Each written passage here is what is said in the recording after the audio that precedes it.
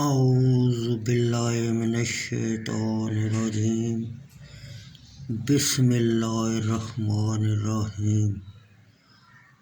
بخاری شریف حدیث نمبر 662،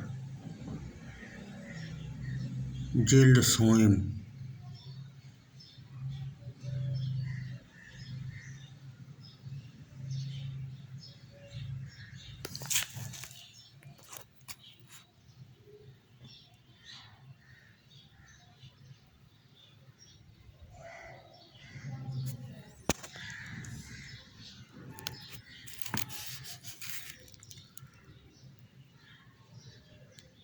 شعبہ بن حجاج نے عبد المالک بن حمیر سے روایت کی، انہوں نے کہا میں نے عمرو بن حریث سے سنا،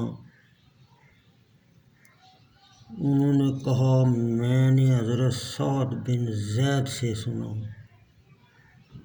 انہوں نے کہا میں نے نبی اکرم صلی اللہ علیہ وسلم کو فرماتے ہوئے سنا، کھمبی من کی ایک قسم ہے اور اس کا پانی آنکھ کی بیماریوں کے لیے شفا ہے۔ شعبہ بن حجاج نے کہا مجھے حکم بن عتیبہ، ابو محمد کندی کوفی، حسن بن عبداللہ ایرانی سے،